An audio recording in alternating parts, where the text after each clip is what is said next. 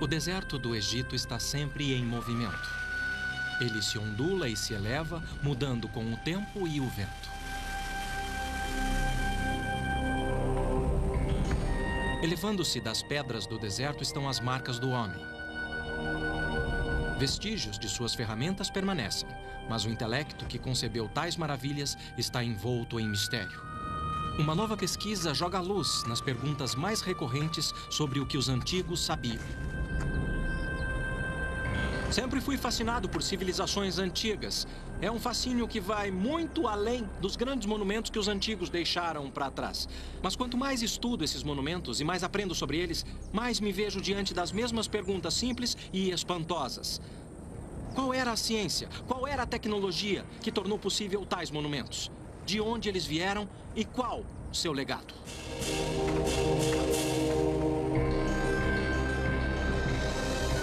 Sabedoria e antiguidade. Os egípcios.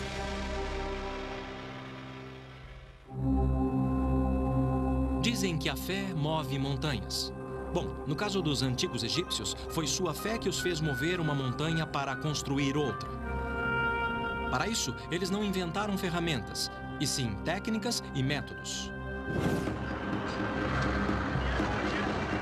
Eu fui até o Egito à procura dos vestígios de seu passado antigo, para revelar algo novo sobre seu legado.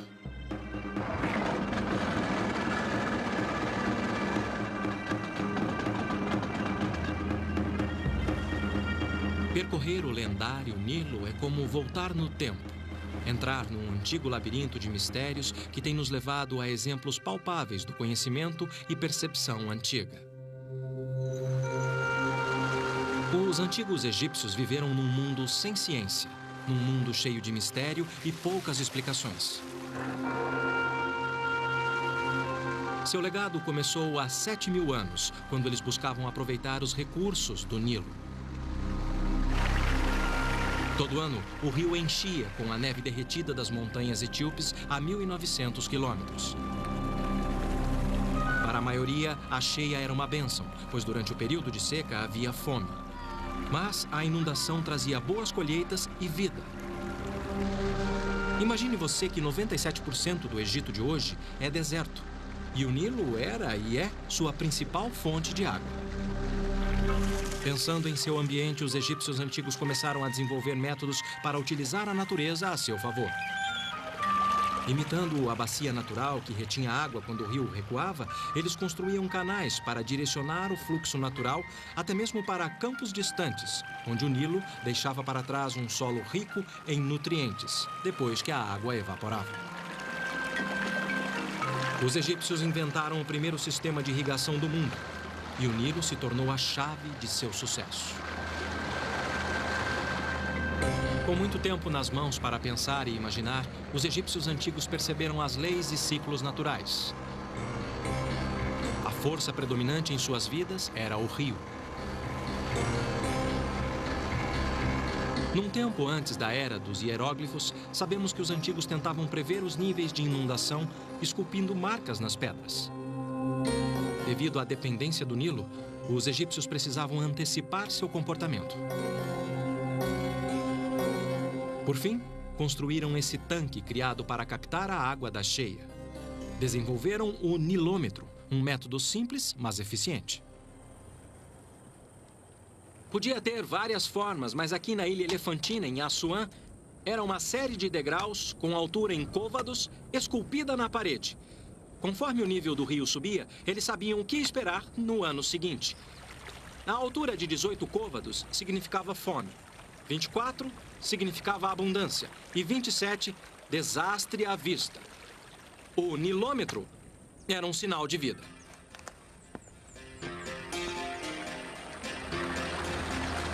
Acompanhando os ciclos da natureza, eles dividiam o ano em 3 estações. Primeiro vinha a estação da cheia. Depois, o escoamento, estação de semear e colher. E, finalmente, a seca inevitável, que durava até o ciclo de vida do Nilo se repetir. Os antigos dividiam cada estação em 4 meses, com a lua definindo cada mês com um ciclo de 29 a 30 dias. Dos vizinhos suméricos, os egípcios antigos já haviam adotado o calendário de 360 dias. Mas a lua, como referência, não fornecia a precisão necessária para prever a inundação.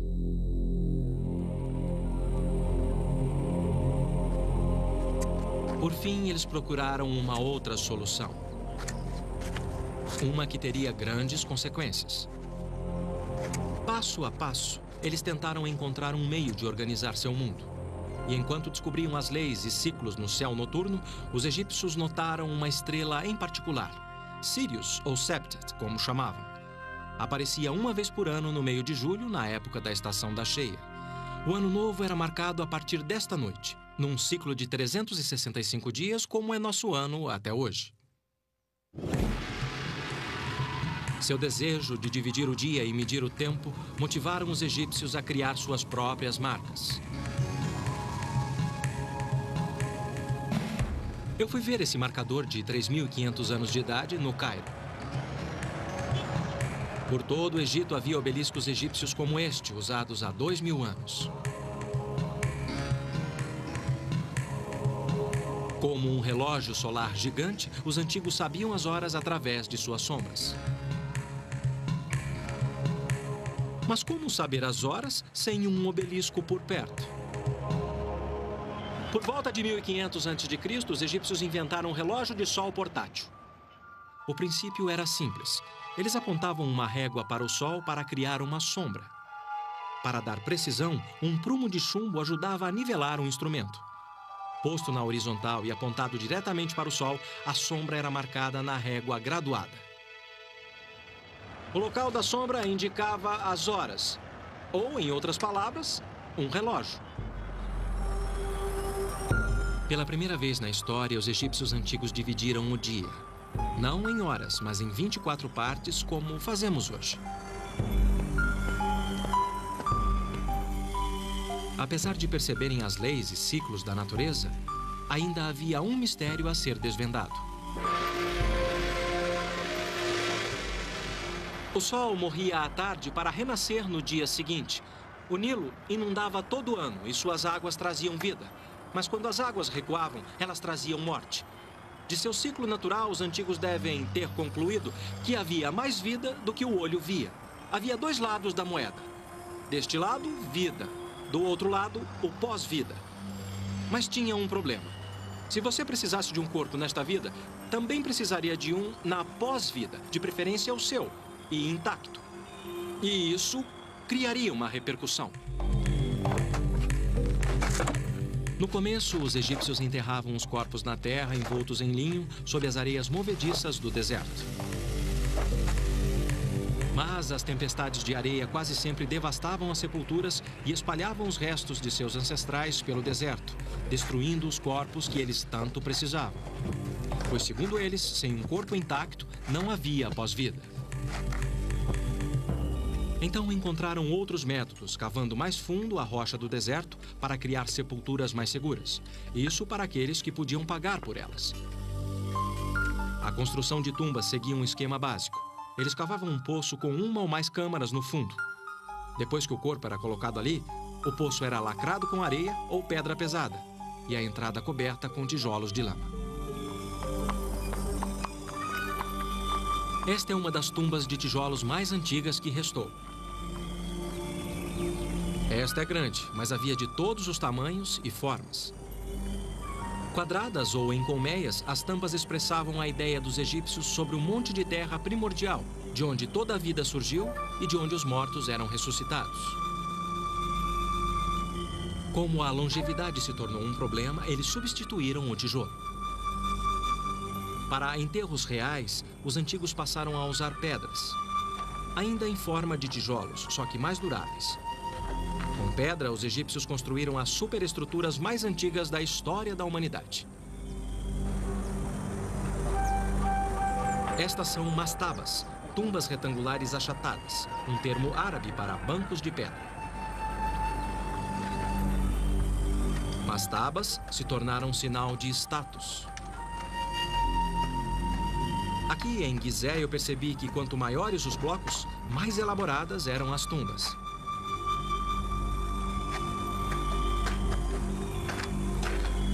Este é um poço funerário. Deu para ver que os artífices eram verdadeiros mestres. Com alto nível de acabamento, é difícil acreditar que eles tenham 5.000 anos.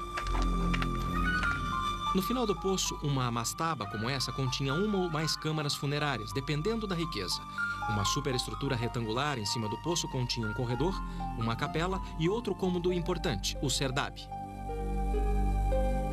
Então, a posição na sociedade... Sim, é importante. Eu me encontrei com o egiptólogo-chefe do platô de Gizé, o Sr. Mansur, para ver o interior de uma mastaba. Sim. E também muito respeito. Aqui fica a capela ou o corredor que leva à capela da tumba. A capela.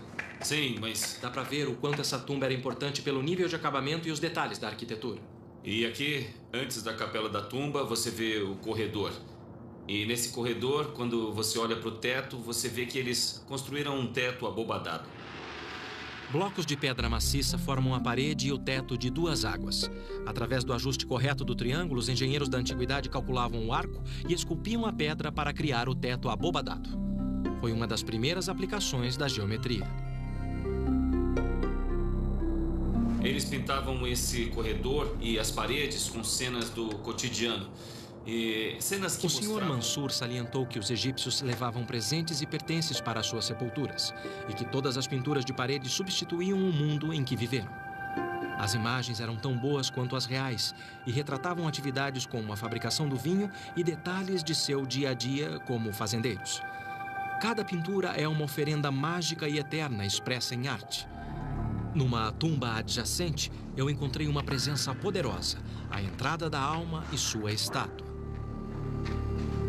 Além da alma, os egípcios acreditavam que uma pessoa tinha corpo, personalidade, imortalidade e nome. Sem um corpo intacto, ou pelo menos uma estátua para a alma habitar, uma pessoa não tinha uma sombra e, portanto, não existia.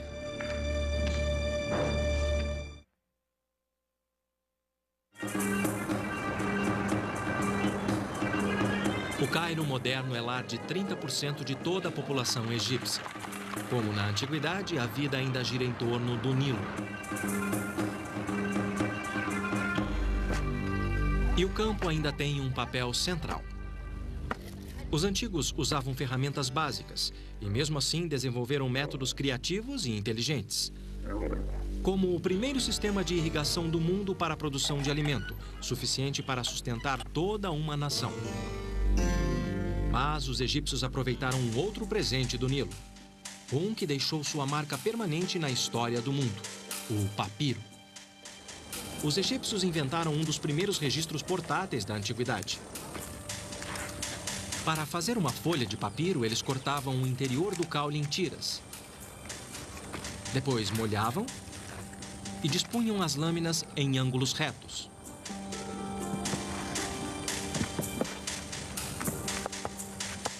As batidas davam início ao processo de fusão das fibras. O peso adicional fundia as células das plantas depois de forçar a saída do ar, reduzindo a espessura em cerca de 75%. Com o ar seco, as fibras eram comprimidas mais 5%. Muito do que sabemos sobre a construção da tumba egípcia vem de registros em papiros. Mas para admirarmos essas maravilhas, nada como ver ao vivo. Por isso eu fui a Saqqara, onde tudo começou. Por volta de 2600 a.C., Imhotep, médico e arquiteto do faraó Djoser, inventou uma tumba própria para um rei. Ele cuidou do corpo do faraó nesta vida e agora construiria um lar para o seu pós-vida. Imhotep foi considerado um gênio por ter elevado o nível do design de uma mastaba e, com isso, dar início a uma nova era.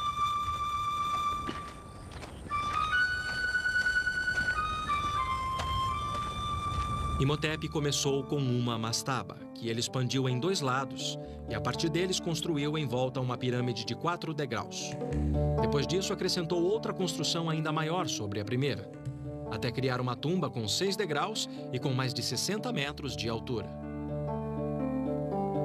Ele conectou as câmaras subterrâneas através de um labirinto de 5,5 km de poços e túneis. Pensando bem, é algo incrível.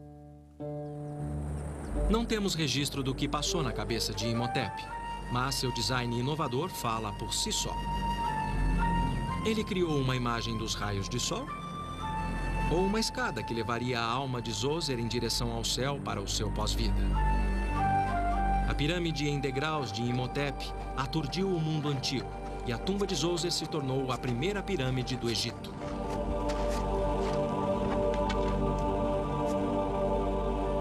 Tentativa e erro, sucesso e fracasso. Não sabemos as curvas de aprendizado dos sucessores de Imhotep. O fato é que ele deu início a uma nova tendência. Quantas tentativas fracassaram, jamais saberemos. Meio século depois, o rei Huni, ou rei Snéfero, elevou o design das pirâmides a novas alturas. Os estudiosos não sabem qual deles foi o responsável. Para construir mais alto, eles experimentaram uma base quadrada em Maidum. Mas o céu era o limite, e depois de transferir o local da tumba para Dashur, Snéfero começou um projeto ainda mais ambicioso. No começo parecia ter dado certo, só que na terceira fase da construção, a ambição de Snéfero teve que se curvar à inclinação.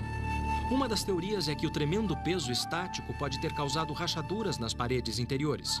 Então diminuíram um ângulo que conferiu ao projeto o nome de pirâmide inclinada. Estudiosos acreditam que foi por essa imperfeição que Snéfero ordenou uma nova pirâmide, que fala de ambição e determinação.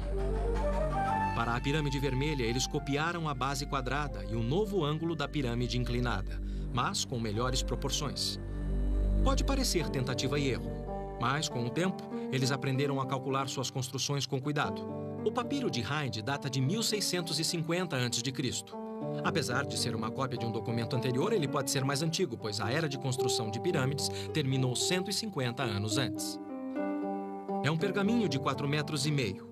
Esta parte mostra que os antigos criaram uma fórmula para calcular as proporções perfeitas de uma pirâmide e que tinham uma compreensão básica dos princípios do Teorema de Pitágoras. 1000 anos antes de Pitágoras ter nascido. O que Snéfero criou foi a primeira pirâmide verdadeira, com 4 triângulos iguais sobre uma base quadrada. Agora eu quero ver como eles resolveram as questões de peso no interior.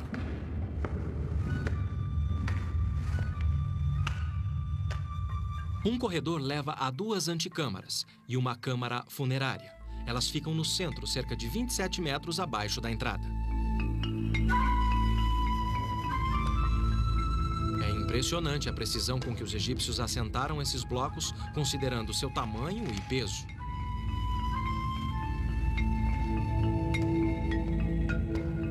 Então era assim que eles distribuíam o peso excessivo. Eles construíam o que os arquitetos chamam de mísulas. Esta tem mais de 12 metros de altura. Cada camada projeta algumas polegadas da camada anterior até se encontrarem em cima. Caramba! Depois o corredor se eleva alguns metros, levando até a câmara mortuária. Aqui, no meio da pirâmide, milhões de quilos de pedras estão em torno de você. É como estar enterrado vivo.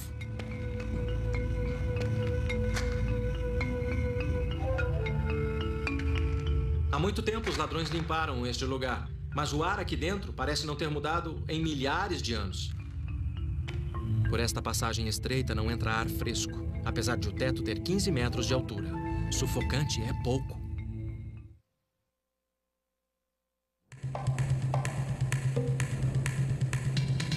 Você deve conhecer expressões como "se você sonha, você consegue" e "somente o céu é o limite". Quando eu visitei lugares antigos do Egito, eu vi que esses aforismos eram verdadeiros há muito tempo.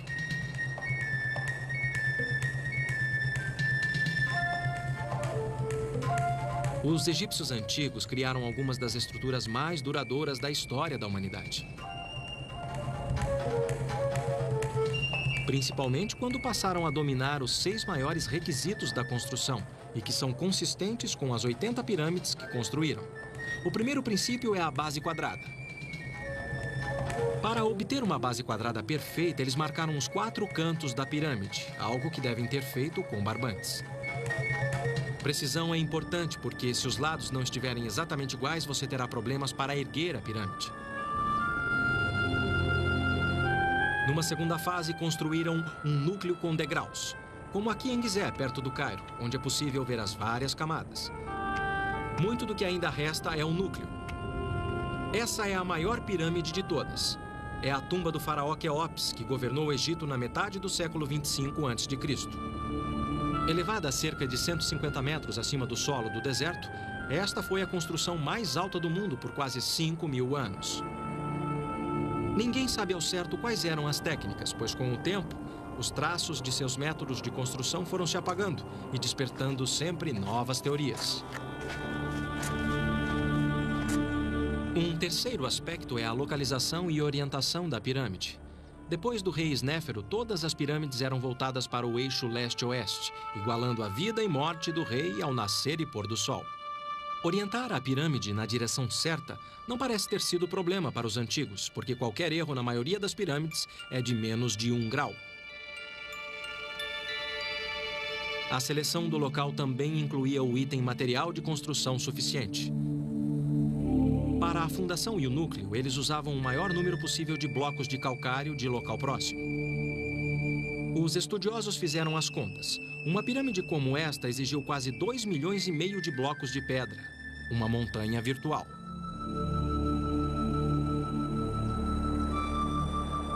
Aqui na pedreira da pirâmide dá para ver onde eles cortavam os blocos do leito de rocha.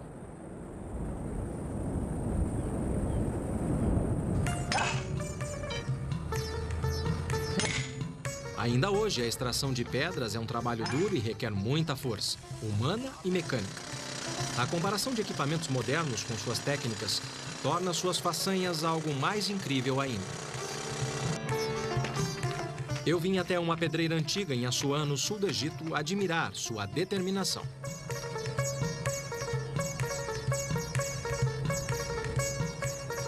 Este é um bloco de dolomita e, acreditem ou não, era tudo que os egípcios precisavam para extrair enormes blocos de granito. Eles o usavam como marreta e martelavam até fazer buracos como este. E, por fim, uma vala.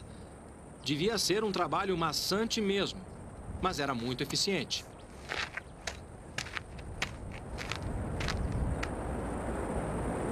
A questão era fazer o trabalho e outras pessoas arrastarem os blocos para o local da pirâmide. Eu me encontrei com Dennis Stocks, estudioso e autor de um livro sobre a técnica de trabalho em pedra no Egito Antigo. A questão era quadricular para isolar blocos prontos para serem extraídos e colocados na pirâmide. Ele explicou como eles moviam esses blocos para construir o núcleo da pirâmide. Considerando os diferentes tamanhos, provavelmente eles usavam diversos métodos. Em alguns casos, só arrastavam os blocos, e em outros, usavam trenós e roletes de madeira. Os blocos maiores eram colocados com simples alavancas de madeira.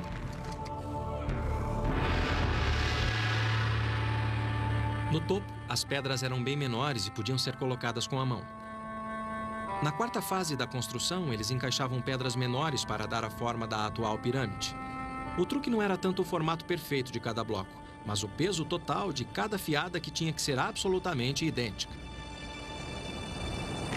Como vocês podem ver, as pirâmides foram construídas com pedras de todos os tamanhos e formatos. Algumas tão grandes quanto um caminhão, outras do tamanho de uma geladeira, todas encaixadas com exatidão. Como se isso não fosse difícil, os construtores tinham que manter um ângulo constante de uma fiada de pedras para outra. Só assim eles podiam dar à fachada a lisura de um pedaço de vidro e manter os ângulos, com a precisão de uma lâmina de barbear.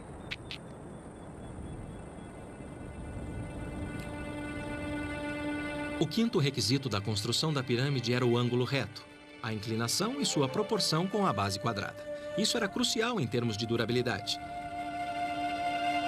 Por último, havia os blocos de acabamento brancos e lisos em calcário.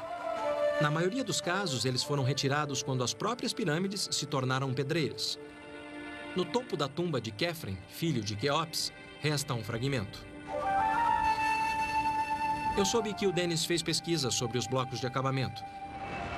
Eu me encontrei com ele na Vila Faraônica em Gizé, onde ele preparou uma aula para demonstrar as técnicas antigas para trabalhar com pedras. Quando eu cheguei, Dennis estava preparando um bloco de calcário. Muito bom, obrigado. As ferramentas que ele preparou são incrivelmente simples. Eu estava curioso para ver como eles as usavam. Jack, venha dar uma olhada nisso aqui. O que temos aqui, Dennis? Bom, esse bloco de pedra é idêntico ao que eles usaram na Grande Pirâmide, particularmente no acabamento. Como eles conseguiam polir o bloco para servir de acabamento? Bom, para começar a polir, vamos usar uma ferramenta como essa. Isso é um cinzel de cobre. O cobre veio de uma mina de cobre do Sinai. Está vendo? Dennis disse que os antigos usavam 3 materiais naturais: minério de cobre, sílex e areia. Com o minério de cobre, eles faziam cinzéis, machados, brocas e ponteiras. Eu sempre achei que o cobre fosse um material mole. Como é que o cobre pode talhar uma pedra? O segredo é que esse cinzel é martelado a frio. Não é como os cinzéis de aço modernos. Isso endurece a ponta, se você deixar esfriar naturalmente. Entendi. E assim você consegue talhar a pedra. Sim, é muito simples. Pegue o cinzel, apoie a ponta e bata devagar, alternando o ângulo do cinzel para obter um corte limpo na pedra. E aí você tem um corte liso o bastante para fazer uma pedra de acabamento. Sim, no final ela fica bem plana. Mas eles ainda podiam usar uma outra técnica, que é uma pedra de raspagem. Ela tem uma borda afiada e pode ser usada assim. Incline a pedra e raspe devagar as saliências do bloco. Então, Jack, por que não experimenta? É bem fácil, não é? É só usar essa sim. pedra, é só alisar todas as fácil. partes salientes. Isso, você pode usar essa pedra até obter uma superfície bem lisa. Polir é uma coisa, mas como é que você sabe que tem o produto final? Como é que você sabe que a superfície está totalmente plana? Bom, eu vou te mostrar. Primeiro, eles precisavam de uma ferramenta de precisão para avaliar a superfície e ver se estava plana ou não. O que significa... Segure para mim, Jack. E deixe bem esticado. Na superfície, desse jeito. Bom, o que temos aqui são 3 tocos, todos do mesmo tamanho. Entendi. Isso é extremamente importante. Então, quando o barbante está esticado, você pode conferir passando o toco embaixo do barbante e, com isso, ver se tem alguma saliência. Quer dizer que se tocar o barbante é porque tem uma saliência, Se o barbante levantar assim, tem uma saliência. Isso é inacreditável. Uma técnica inteligente, mas se você pensar em milhões de blocos de pedra, isso exigia muito detalhe. Eu estou cético quanto à eficiência disso em campo. Então eu desafiei o Dennis para um pequeno experimento. Quando andamos por aqui, vemos que os blocos estão alinhados e aparentemente nivelados entre si. Como eles deixavam tão nivelados? Bom, eles tinham que fazer avaliações. Então, vamos conferir e ver se eles eram bons mesmo. Vamos usar a velha ferramenta mais uma vez. Nossa velha amiga. Tocos e barbante. Coloque a sua ponta neste bloco, que eu coloco a outra neste aqui. Primeiro, vamos colocar o toco no seu bloco. Nivelado, né? Maravilha, Tá perfeito. aí está. Está ótimo, mas aqui está sobrando. Como está o nível aqui? Que beleza! Não resta outra coisa a não ser admiração por eles. Então eles nivelaram certinho. Totalmente certo. Os blocos estão nivelados. Mas isso não era o bastante. Para a pirâmide permanecer estável, os blocos tinham que estar na horizontal. Dennis trouxe outra ferramenta antiga. Nós podemos usar esse nível para verificar se o bloco está mesmo na horizontal. Horizontal como a superfície d'água. Podemos usar a superfície d'água para verificar a precisão do instrumento. Nós fazemos isso marcando uma linha atrás da linha do prumo. Se a medida for plana, isso vai ficar sempre na vertical e a pedra vai ficar na horizontal. Isso. E como está agora? Bom, está em cima. Está bem no meio agora. Está muito bom. Muito bom. Tá, isso é uma coisa. Se você sabe que o bloco está na horizontal, ótimo. Mas você também tem que ter certeza que as laterais estão na vertical. Você tem razão, Jack. Eles tinham outra ferramenta para esse propósito. E só há um lugar para conferir. Esse é um dos blocos de acabamento que cobria toda a pirâmide. Isso mesmo, Jack.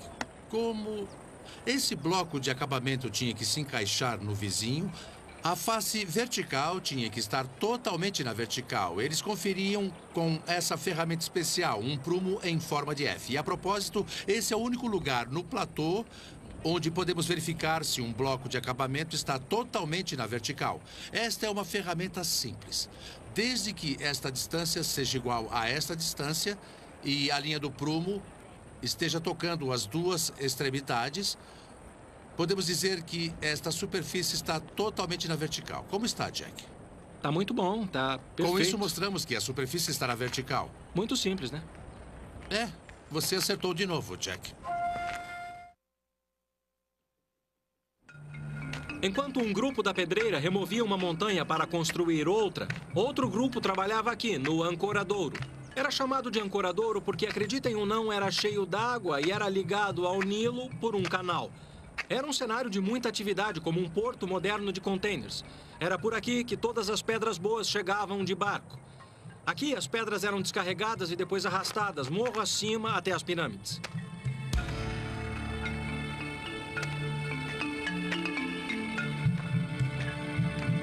Os antigos sabiam que o ângulo das rampas era crucial. Entre 6 ou 7 graus era perfeito para desafiar a gravidade.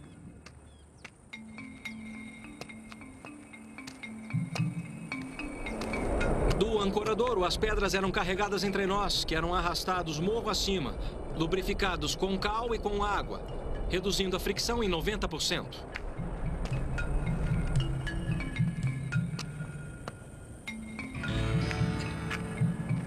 Não queira subir esse morro tentando arrastar uma pedra. Eu quis saber quem eram as pessoas que arrastavam pedras pesadas para as pirâmides dia após dia durante 20 ou 30 anos de construção, tempo que levava para construir esses gigantes.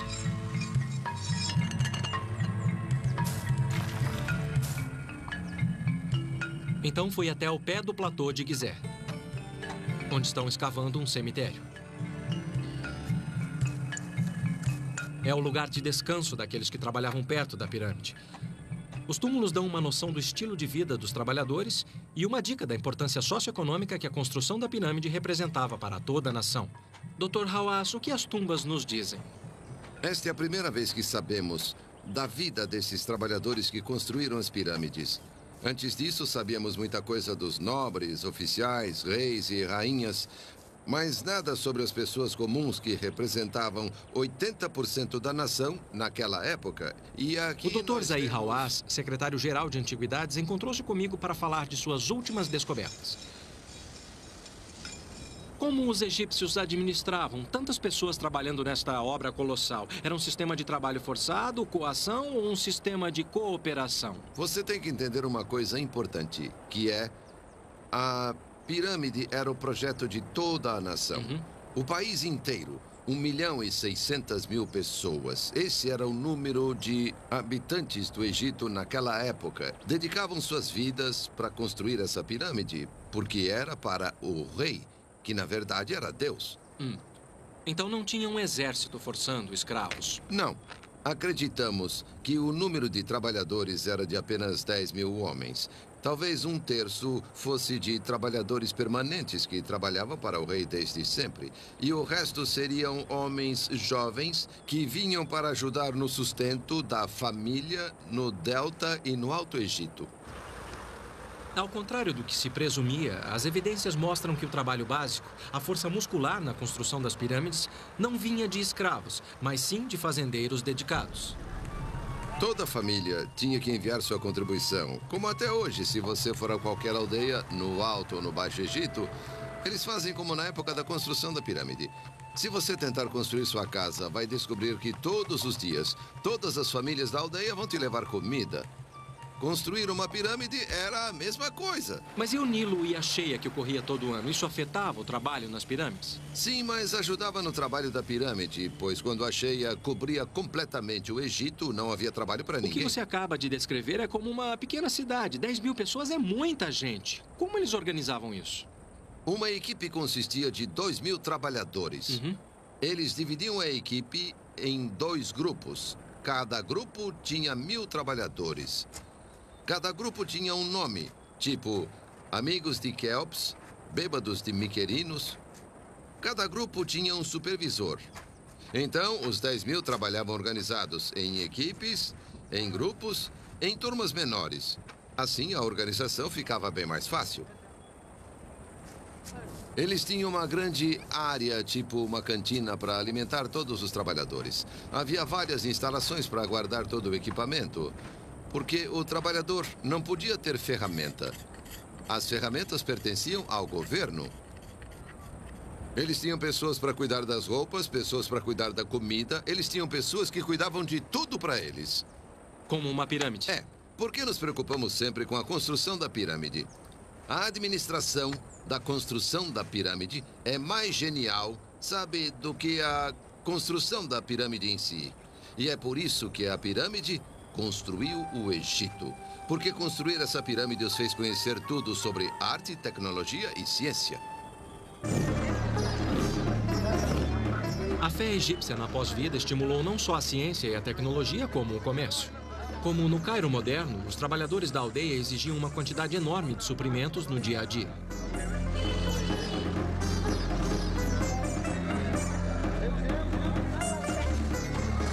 Muitos buscavam suprir essa necessidade. E conforme sua crença irradiava além das sepulturas reais, ela atingia cada aspecto do dia a dia dos egípcios. Mais e mais pessoas passavam a suprir a demanda, e assim geravam sua própria demanda. O empreendimento e todos os aspectos associados a ele tornou-se uma grande indústria. Incenso, bálsamos e ungüentos, que eram privilégios do rei, passaram a ser desejo das massas. Salam. Salam. Preciso de um perfume antigo. Este é Ramsés. Este é mais forte na pele. Você quer alguma coisa mais forte, mais ou menos, ou... E este aqui? Este é de flor de lótus. Ah, é muito forte, é uma flor muito forte. Tá bom. Os óleos aromáticos eram considerados o perfume dos deuses e por isso aplicados na pele para fins cosméticos e medicinais e usados também no processo de mumificação. Então pode-se dizer que o perfume é mais uma invenção que devemos à crença dos egípcios na pós-vida.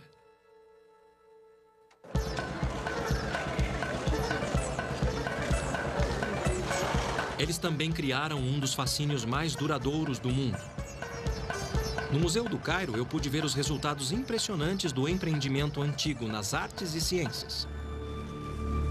Apesar de chocantes por sua dura realidade, as múmias fornecem um registro inestimável da crença, ciência e vida dos antigos egípcios. 1,80 m, 90 anos de idade, pai de 100 crianças durante um reinado de 70 anos, o lendário Ramsés II superou os governantes egípcios. O processo de mumificação no tempo da rainha Nedmet incluía colocar natrão, um sal natural, em saquinhos sob a pele e dentro das cavidades do corpo. Quando ela foi descoberta e levada para o Cairo através do Nilo, o natrão, que tinha desidratado seu corpo, absorveu a umidade do rio, fazendo com que sua pele desidratada queimasse. A múmia do rei Sequenenre mostra o mundo violento que ele deixou após um ferimento na cabeça durante uma batalha. Amenhotep I, seu neto, descansa em um manto enfeitado com uma coroa de flores. Como hoje, flores eram sinal de amor.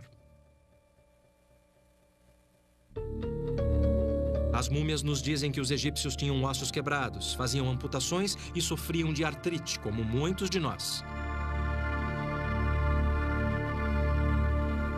Esses mensageiros silenciosos prestam testemunho do domínio da técnica e do profundo conhecimento.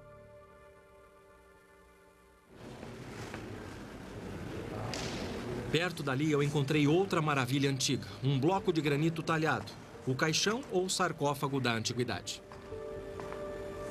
A superfície é incrivelmente lisa. Espertos, eles talhavam a tampa do mesmo bloco. Uma peça incrível da perícia e precisão dos artífices e que deixa você pensativo. O ambiente árido do deserto inspirou os antigos egípcios a criar imagens coloridas, fosse para esta vida ou para o pós-vida. Em seu mundo, flores tinham um significado especial. Registros de 2200 a.C. mostraram que foi no Antigo Egito que os primeiros jardins ornamentais foram criados, mais de 1500 anos antes dos fabulosos jardins suspensos da Babilônia. Privilégio exclusivo da realeza, alguns dizem que os jardins da antiguidade eram uma expressão do poder do rei. De tão poderoso, ele podia cultivar flores onde a natureza não podia. Mas os egípcios viam mais do que isso. Eles eram uma imagem de renascimento e regeneração, símbolos de amor e mérito pela passagem desta vida para o pós-vida. As flores eram colocadas dentro dos caixões das múmias e acreditava-se que elas as protegiam pela eternidade. E o granito, segundo sua crença, fornecia o máximo em segurança. Na escala de Mohs, que vai de 1 a 10, o granito é de grau 7, sendo no mínimo tão duro quanto o aço. Como eles conseguiam perfurar uma pedra tão dura assim, era uma pergunta para o estudioso da tecnologia da antiguidade, Dennis Stocks.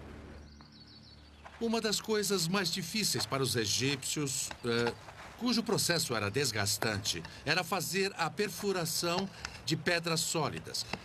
Enfim, era assim que eles perfuravam. Primeiro, eles tinham um tubo de cobre com a haste de madeira atravessando o mesmo, portanto, tem um espaço na parte inferior do tubo. Assim, eles colocavam o tubo em posição e um agente cortante, que é simplesmente areia comum do deserto. Então você despeja a areia dentro para que o cobre tenha uma borda cortante? Sim. Temos um arco longo com uma corda amarrada que dá uma volta dupla em torno da haste. Só falta colocar um componente. Pode pôr a pedra em cima da haste.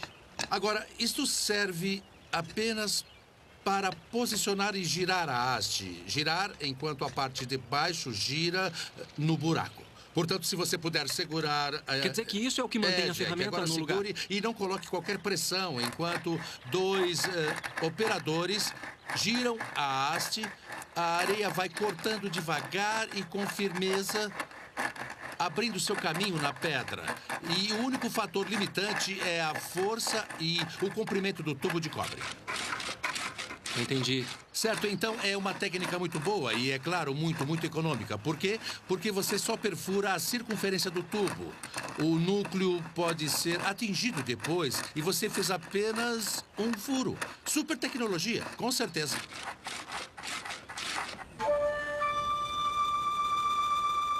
Com ferramentas básicas e uso eficiente, os antigos egípcios criaram maravilhas no mundo.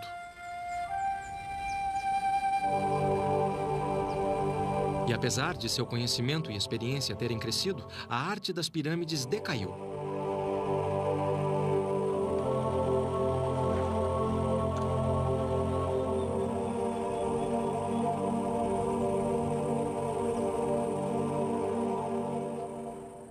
Conforme as indústrias se expandiam e se diversificavam, classes sociais surgiam. Não havia mais dependência da família real. Alguns historiadores acreditam que guerras, fome e troca de poder no sul contribuíram para o declínio. Mas levou mais 1000 anos para os egípcios darem o sopro final. Uma nova fé surgiu. E com ela, o conhecido conceito de uma vida após a morte, que argumentava que não era preciso de um corpo para desfrutá-la. O cristianismo varreu o Egito seguido de outras religiões, apagando mais de 3000 anos da tradição antiga em poucos séculos, ofuscando uma cultura e um estilo de vida que foi definido pelas pirâmides. Em sua busca pela vida eterna, eles deixaram para trás o legado da geometria básica, ciência rudimentar e tecnologia embrionária, preparando o campo do crescimento intelectual em outros lugares. Quando pensamos nas culturas avançadas, científica e intelectualmente do mundo antigo ocidental, tendemos a nos concentrar nas culturas da Grécia e de Roma. Ambas alcançaram sua grandeza, graças em parte ao que os antigos egípcios sabiam. Seu conhecimento não permaneceu preso nas areias desse deserto, ele foi esparramado pelo mundo todo, para além das margens do Rio Nilo. E que finalmente chegou até nós para nos lembrar que, por nossos avanços tecnológicos e científicos, devemos agradecer e reverenciar a esses gigantes, conhecidos como os egípcios.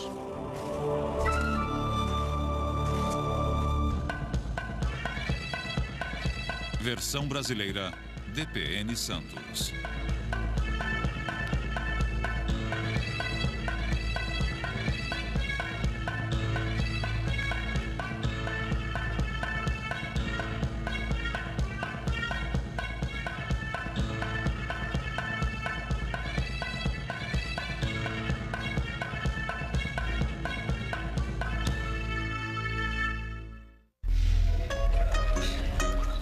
Vamos usar uma ferramenta como essa. Isso é um cinzel de cobre. O cobre veio de uma mina de cobre do Sinai. Está vendo? Dennis disse que os antigos usavam 3 materiais naturais: minério de cobre, sílex e areia. Com o minério de cobre, eles faziam cinzéis, machados, brocas e ponteiras. Eu sempre achei que o cobre fosse um material mole. Como é que o cobre pode talhar uma pedra? O segredo é que esse cinzel é martelado a frio. Não é como os cinzéis de aço modernos. Isso endurece a ponta, se você deixar esfriar naturalmente. Entendi. E assim você consegue talhar a pedra? Sim, é muito simples. Pegue o cinzel, apoie a ponta e bata devagar, alternando o ângulo do cinzel para obter um corte limpo na pedra. E aí você tem um corte liso o bastante para fazer uma pedra de acabamento. Sim, no final ela fica bem plana. Mas eles ainda podiam usar uma outra técnica, que é uma pedra de raspagem. Ela tem uma borda afiada e pode ser usada assim. Incline a pedra e raspe devagar as saliências do bloco. Então, Jack, por que não experimenta? É bem fácil, não é? É só usar essa sim. pedra, é só alisar todas as partes salientes. Isso, você pode usar essa pedra até obter uma superfície bem lisa. Polir é uma coisa, mas como é que você sabe que tem o produto final? Como é que você sabe que a superfície está totalmente plana? Bom, eu vou te mostrar. Primeiro, eles precisavam de uma ferramenta de precisão para avaliar a superfície e ver se estava plana ou não. O que significa... Segure para mim, Jack. E deixe bem esticado. Na superfície, desse jeito. Bom, o que temos aqui são 3 tocos, todos do mesmo tamanho. Entendi. Isso é extremamente importante. Então, quando o barbante está esticado, você pode conferir passando o toco embaixo do barbante e, com isso, ver se tem alguma saliência. Quer dizer que se tocar o barbante é porque tem uma saliência, Se não o é? barbante levantar assim, tem uma saliência. Isso é inacreditável. Uma técnica inteligente, mas se você pensar em milhões de blocos de pedra, isso exigia muito detalhe. Eu estou cético quanto à eficiência disso em campo. Então eu desafiei o Dennis para um pequeno experimento. Quando andamos por aqui, vemos que os blocos estão alinhados e aparentemente nivelados entre si. Como eles deixavam tão nivelados? Bom, eles tinham que fazer avaliações. Então, vamos conferir e ver se eles eram bons mesmo. Vamos usar a velha ferramenta mais uma vez. Nossa velha amiga. Tocos e barbante. Coloque a sua ponta neste bloco, que eu coloco a outra... E conforme sua crença irradiava além das sepulturas reais, ela atingia cada aspecto do dia a dia dos egípcios. Mais e mais pessoas passavam a suprir a demanda, e assim geravam sua própria demanda. O empreendimento e todos os aspectos associados a ele tornou-se uma grande indústria. Incenso, bálsamos e ungüentos, que eram privilégios do rei, passaram a ser desejo das massas. Salam. Salam. Preciso de um perfume antigo. Este é Ramsés. Este é mais forte na pele. Você quer alguma coisa mais forte, mais ou menos, ou... E este aqui? Este é de flor de lótus. É muito forte, é uma flor muito forte. Tá bom. Os óleos aromáticos eram considerados o perfume dos deuses e por isso aplicados na pele para fins cosméticos e medicinais e usados também no processo de mumificação. Então pode-se dizer que o perfume é mais uma invenção que devemos à crença dos egípcios na pós-vida.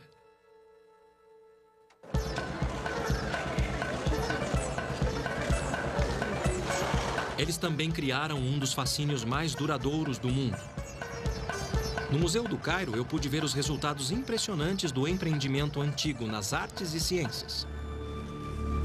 Apesar de chocantes por sua dura realidade, as múmias fornecem um registro inestimável da crença, ciência e vida dos antigos egípcios. 1,80 m, 90 anos de idade, pai de 100 crianças durante um reinado de 70 anos, o lendário Ramsés II superou os governantes egípcios. O processo de mumificação no tempo da rainha Nedmet incluía colocar natrão, um sal natural, em saquinhos sob a pele e dentro das cavidades do corpo. Quando ela foi descoberta e levada para o Cairo através do Nilo, o natrão, que tinha desidratado seu corpo, absorveu a umidade do rio, fazendo com que sua pele desidratada queimasse. A múmia do rei Sequenenre mostra o mundo violento que ele deixou após um ferimento na cabeça durante uma batalha. Amenhotep I, seu neto, descansa em um manto enfeitado com uma coroa de flores. Como hoje, flores eram sinal de amor. As múmias nos dizem que os egípcios tinham ossos quebrados, faziam amputações e sofriam de artrite, como muitos de nós. Esses mensageiros silenciosos prestam testemunho do domínio da técnica e do profundo conhecimento.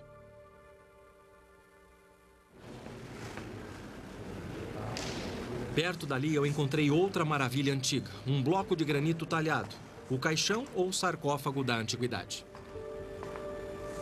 A superfície é incrivelmente... Pirâmide. A administração da construção da pirâmide é mais genial, sabe, do que a construção da pirâmide em si. E é por isso que a pirâmide construiu o Egito. Porque construir essa pirâmide os fez conhecer tudo sobre arte, tecnologia e ciência. A fé egípcia na pós-vida estimulou não só a ciência e a tecnologia, como o comércio. Como no Cairo moderno, os trabalhadores da aldeia exigiam uma quantidade enorme de suprimentos no dia a dia.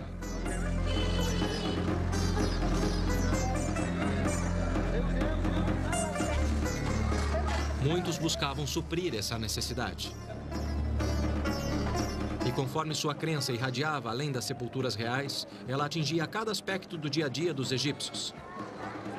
Mais e mais pessoas passavam a suprir a demanda, e assim geravam sua própria demanda. O empreendimento e todos os aspectos associados a ele tornou-se uma grande indústria.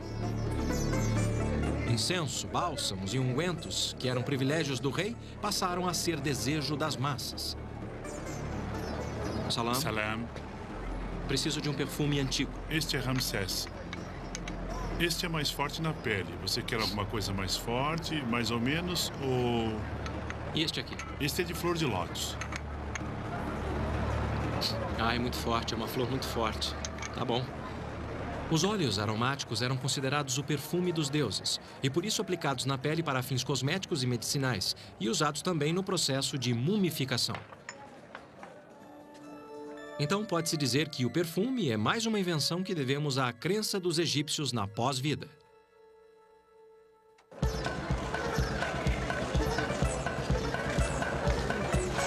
Eles também criaram um dos fascínios mais duradouros do mundo. No Museu do Cairo, eu pude ver os resultados impressionantes do empreendimento antigo nas artes e ciências.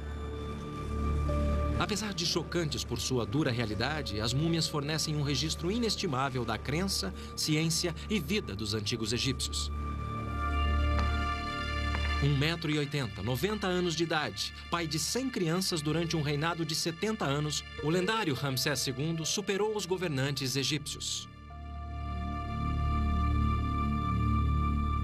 O processo de mumificação no tempo da rainha Nedmet incluía colocar natrão, um sal natural, em saquinhos sob a pele e dentro das cavidades do corpo. Quando ela foi descoberta e levada para o Cairo através do Nilo, o natrão, que tinha desidratado seu corpo, absorveu a umidade do rio, fazendo com que sua pele desidratada queimasse. A múmia do rei Sequenenre mostra o mundo violento que ele deixou após um ferimento na cabeça durante uma batalha. Amenhotep, arquitetos chamam de mísulas. Esta tem mais de 12 metros de altura. Cada camada projeta algumas polegadas da camada anterior até se encontrarem em cima. Caramba! Depois, o corredor se eleva alguns metros, levando até a câmara mortuária. Aqui, no meio da pirâmide, milhões de quilos de pedras estão em torno de você. É como estar enterrado vivo.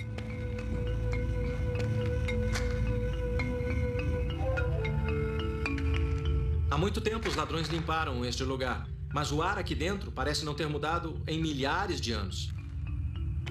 Por esta passagem estreita não entra ar fresco, apesar de o teto ter 15 metros de altura. Sufocante é pouco.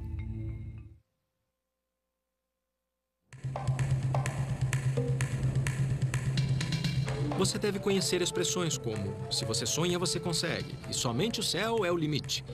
Quando eu visitei lugares antigos do Egito, eu vi que esses aforismos eram verdadeiros há muito tempo.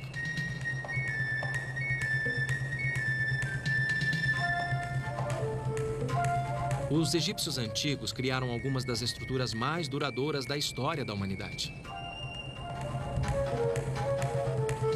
Principalmente quando passaram a dominar os 6 maiores requisitos da construção e que são consistentes com as 80 pirâmides que construíram. O primeiro princípio é a base quadrada. Para obter uma base quadrada perfeita, eles marcaram os 4 cantos da pirâmide, algo que devem ter feito com barbantes. Precisão é importante porque, se os lados não estiverem exatamente iguais, você terá problemas para erguer a pirâmide.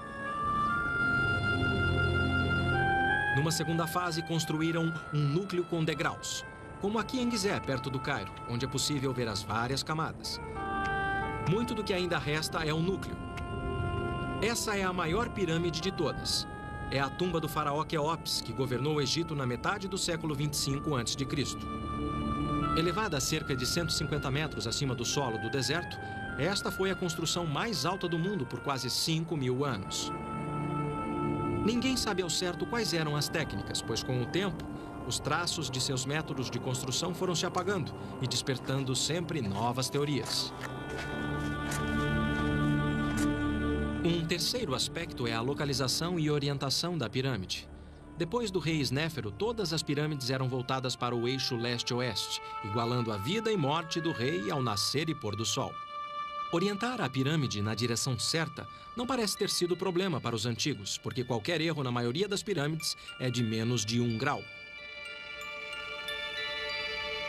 A seleção do local também do domínio da técnica e do profundo conhecimento.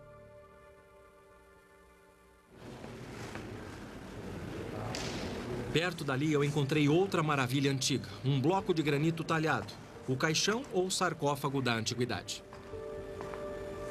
A superfície é incrivelmente lisa. Espertos, eles talhavam a tampa do mesmo bloco.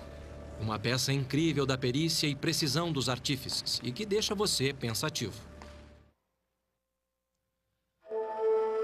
O ambiente árido do deserto inspirou os antigos egípcios a criar imagens coloridas, fosse para esta vida ou para o pós-vida.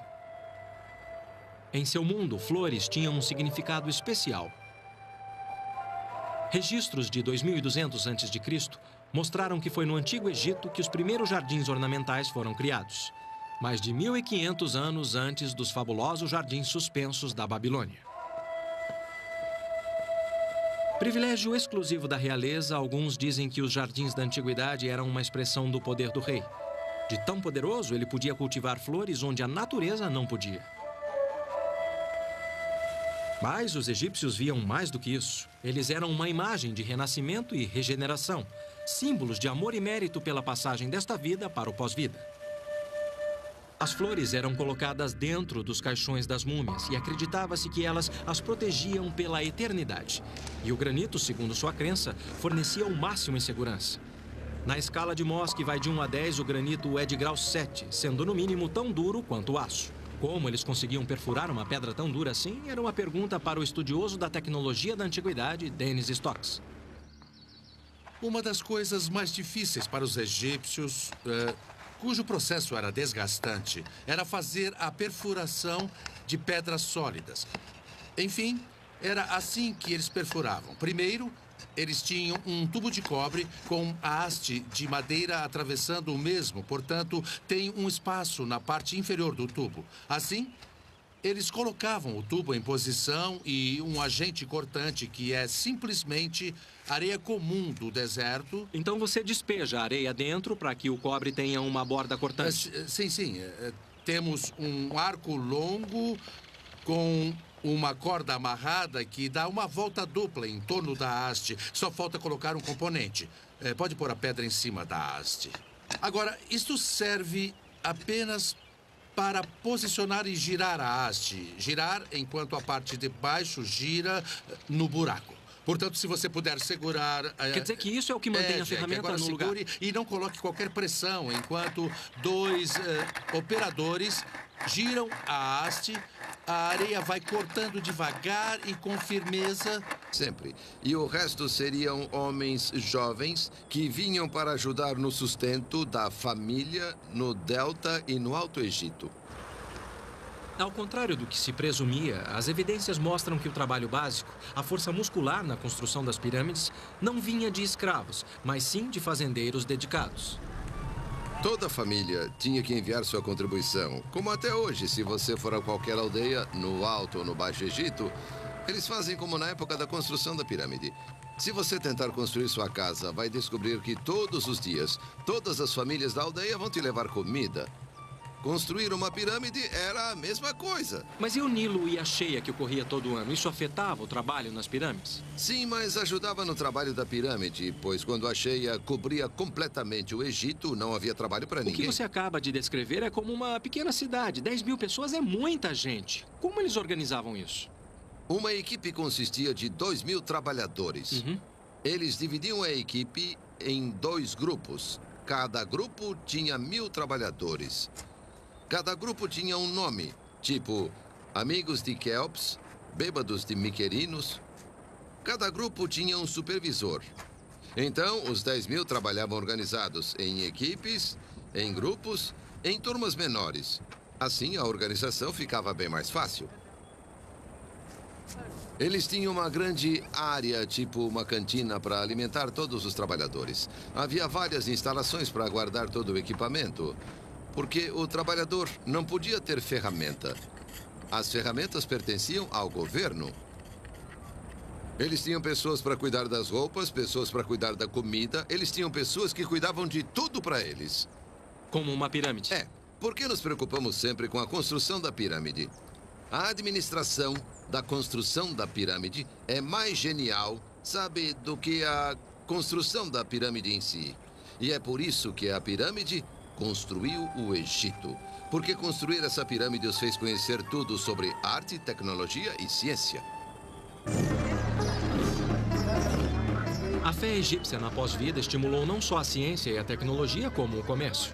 Como no Cairo moderno, os trabalhadores da aldeia exigiam uma quantidade enorme de suprimentos no dia a dia.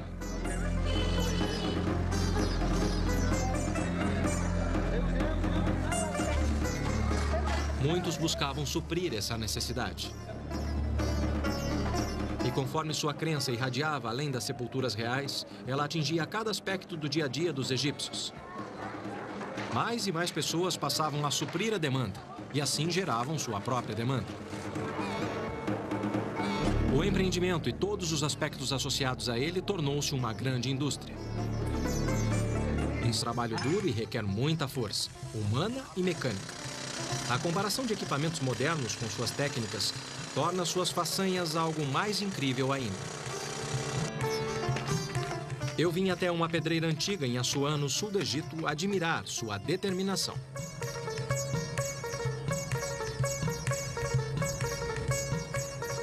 Este é um bloco de dolomita e, acreditem ou não, era tudo que os egípcios precisavam para extrair enormes blocos de granito. Eles o usavam como marreta e martelavam até fazer buracos como este. E, por fim, uma vala. Devia ser um trabalho maçante mesmo, mas era muito eficiente.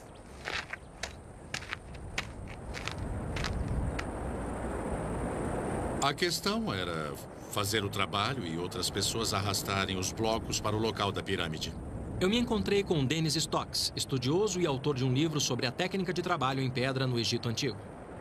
A questão era quadricular para isolar blocos prontos para serem extraídos e colocados na pirâmide. Ele explicou como eles moviam esses blocos para construir o núcleo da pirâmide. Considerando os diferentes tamanhos, provavelmente eles usavam diversos métodos. Em alguns casos, só arrastavam os blocos, e em outros, usavam trenós e roletes de madeira. Os blocos maiores eram colocados com simples alavancas de madeira.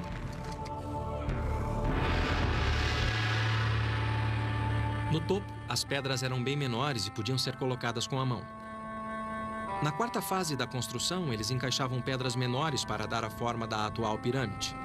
O truque não era tanto o formato perfeito de cada bloco, mas o peso total de cada fiada que tinha que ser absolutamente idêntica. Como vocês podem ver, as pirâmides foram construídas com pedras de todos os tamanhos e formatos. Algumas tão grandes quanto um caminhão, outras do tamanho de uma geladeira. Todas encaixadas com exatidão. Como se isso não fosse difícil, os construtores tinham que manter um ângulo constante de uma fiada de pedras para outra. Só assim eles podiam dar à fachada a lisura de um pedaço de vidro e manter os ângulos, com a precisão de uma lâmina de barbear.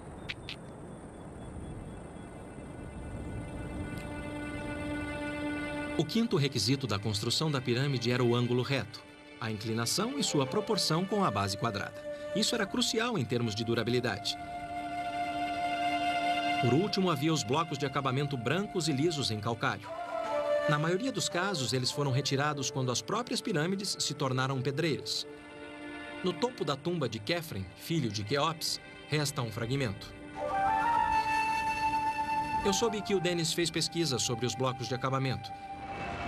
Eu me encontrei com ele na Vila Faraônica em Gizé, onde ele preparou uma aula para demonstrar as técnicas antigas para trabalhar com pedras. Família no Delta e no Alto Egito.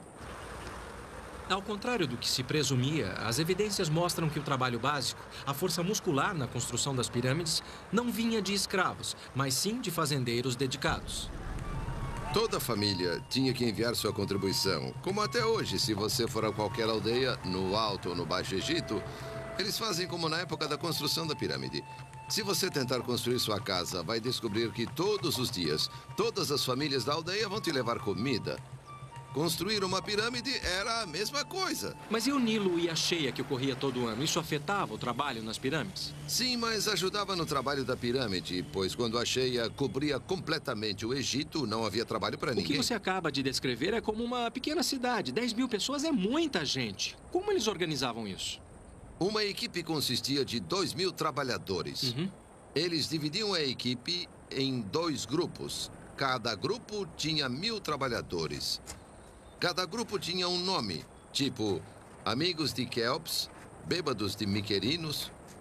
Cada grupo tinha um supervisor. Então, os 10.000 trabalhavam organizados em equipes, em grupos, em turmas menores. Assim, a organização ficava bem mais fácil. Eles tinham uma grande área, tipo uma cantina, para alimentar todos os trabalhadores. Havia várias instalações para guardar todo o equipamento, porque o trabalhador não podia ter ferramenta. As ferramentas pertenciam ao governo. Eles tinham pessoas para cuidar das roupas, pessoas para cuidar da comida. Eles tinham pessoas que cuidavam de tudo para eles. Como uma pirâmide? É, porque nos preocupamos sempre com a construção da pirâmide. A administração da construção da pirâmide é mais genial, sabe, do que a construção da pirâmide em si. E é por isso que a pirâmide construiu o Egito. Porque construir essa pirâmide os fez conhecer tudo sobre arte, tecnologia e ciência. A fé egípcia na pós-vida estimulou não só a ciência e a tecnologia, como o comércio. Como no Cairo moderno, os trabalhadores da aldeia exigiam uma quantidade enorme de suprimentos no dia a dia.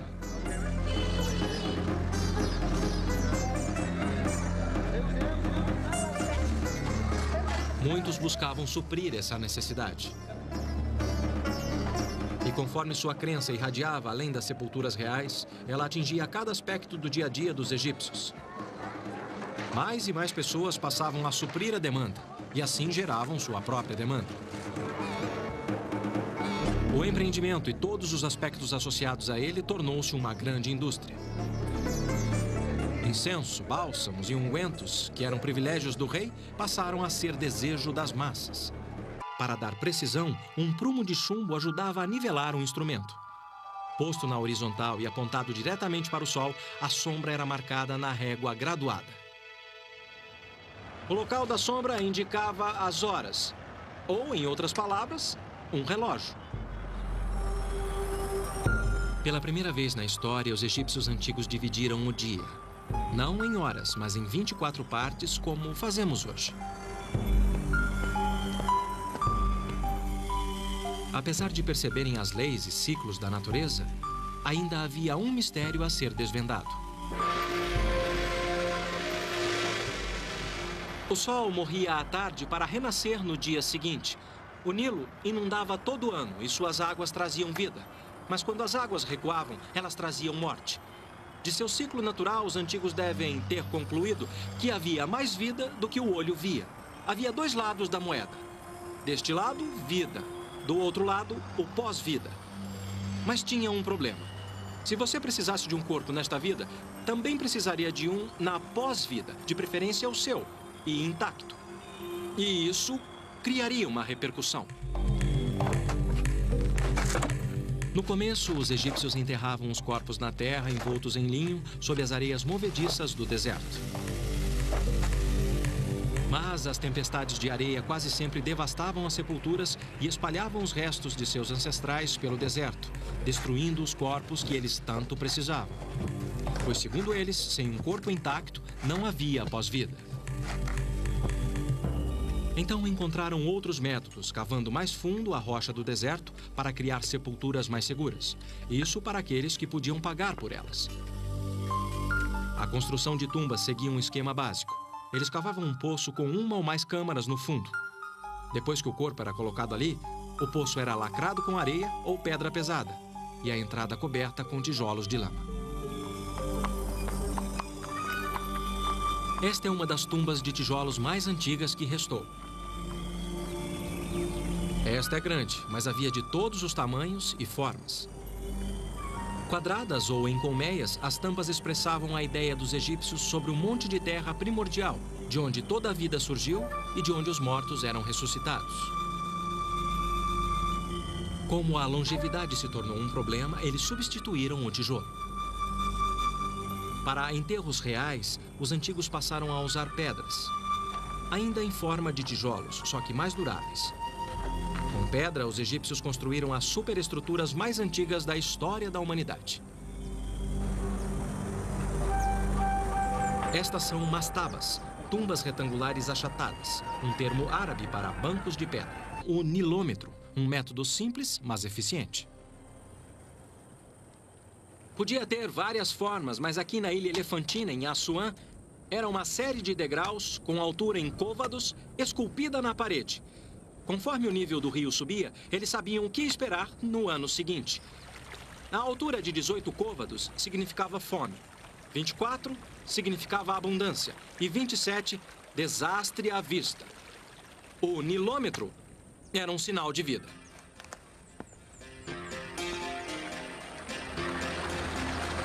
Acompanhando os ciclos da natureza, eles dividiam o ano em 3 estações. Primeiro vinha a estação da cheia. Depois, o escoamento, estação de semear e colher. E, finalmente, a seca inevitável, que durava até o ciclo de vida do Nilo se repetir. Os antigos dividiam cada estação em 4 meses, com a lua definindo cada mês com um ciclo de 29 a 30 dias. Dos vizinhos suméricos, os egípcios antigos já haviam adotado o calendário de 360 dias. Mas a lua, como referência, não fornecia a precisão necessária para prever a inundação.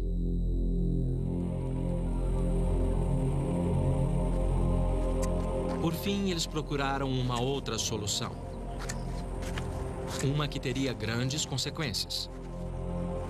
Passo a passo, eles tentaram encontrar um meio de organizar seu mundo. E enquanto descobriam as leis e ciclos no céu noturno, os egípcios notaram uma estrela em particular. Sirius, ou Septet, como chamavam. Aparecia uma vez por ano no meio de julho, na época da estação da cheia. O ano novo era marcado a partir desta noite, num ciclo de 365 dias, como é nosso ano até hoje. Seu desejo de dividir o dia e medir o tempo motivaram os egípcios a criar suas próprias marcas. Eu fui ver esse marcador de 3.500 anos de idade no Cairo. Por todo o Egito havia obeliscos egípcios como este, usados há 2.000 anos.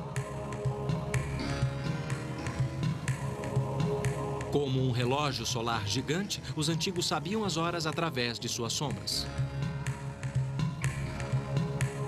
Mas como saber as horas sem um obelisco por perto? Por volta de 1500 a.C., os egípcios inventaram um relógio de sol portátil. O princípio era simples. Eles apontavam uma régua para o sol para criar uma sombra.